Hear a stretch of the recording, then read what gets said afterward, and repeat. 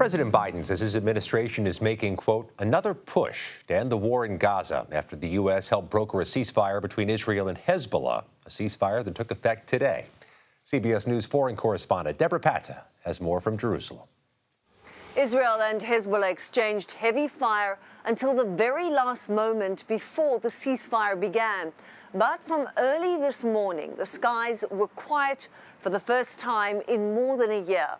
Under the agreement, Israel must withdraw from Lebanon and Hezbollah retreat north of the Litani River, while Lebanese troops and UN forces keep the peace.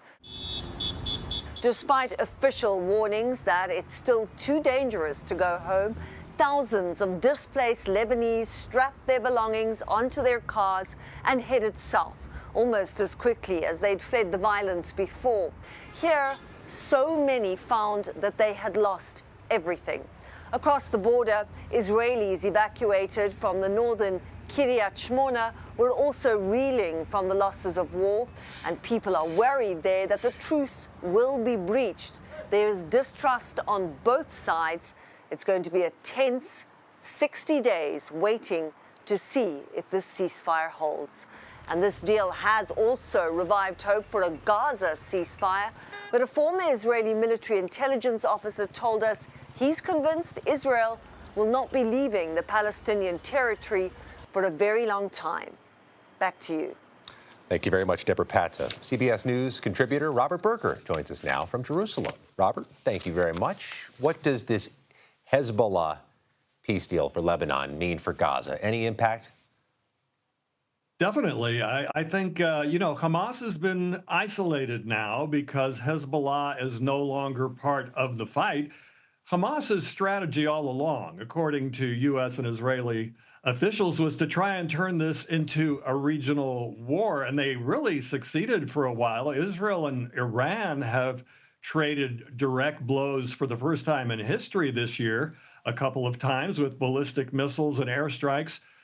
And now Iran, who is the sponsor of Hezbollah, is basically out because Hezbollah is out. So that leaves Hamas on its own now to deal with the war with Israel that's been going on for more than a year.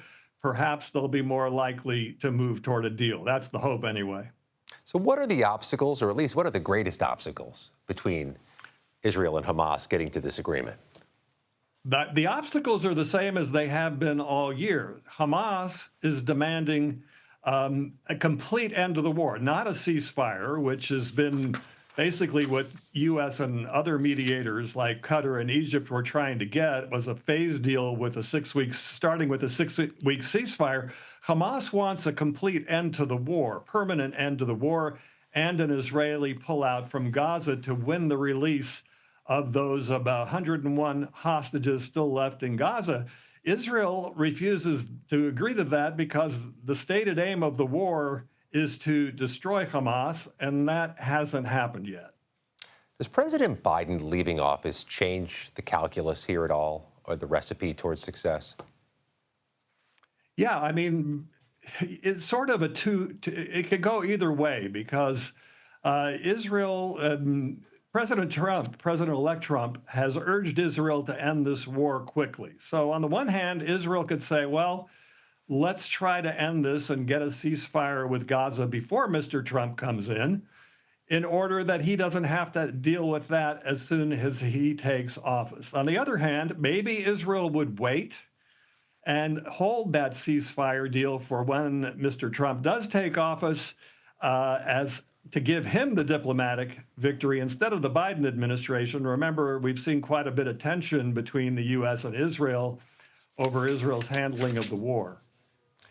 The 60 days that's been built into this ceasefire agreement between Israel and Hezbollah seems to be a lot of runway, a lot of green in front of the combatants. Is there any concern it won't hold for 2 months? Of course, there's certainly that concern. Let's just say that today we got off to a good start. The ceasefire has now held for 1 day. It's supposed to go for 60 days, what they call the temporary ceasefire, with a gradual Israeli pullout from Lebanon, and Hezbollah is supposed to move 18 miles north of the Israeli border to the Litani, north of the Litani River. Let me just say that seems to be in the interest of both Israel and Hezbollah to make this work. Israeli forces are exhausted after 14 months of war, including both fighting in both Gaza and Lebanon. They're running short of munitions, while Hezbollah has suffered severe blows from Israel, including the assassination of its top leaders. So it seems to be in the interest of both sides right now to make this work. Domestically here in the U.S., it's hard to escape this bottom line question.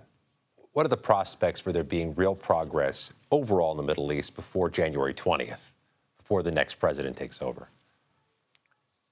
Well, it's kind of dangerous. We've learned over the past year or so that timetables for a deal or for a ceasefire, it's kind of dangerous to make a prediction. Remember, back in March, President Biden said that he expected that there was going to be a deal in a week.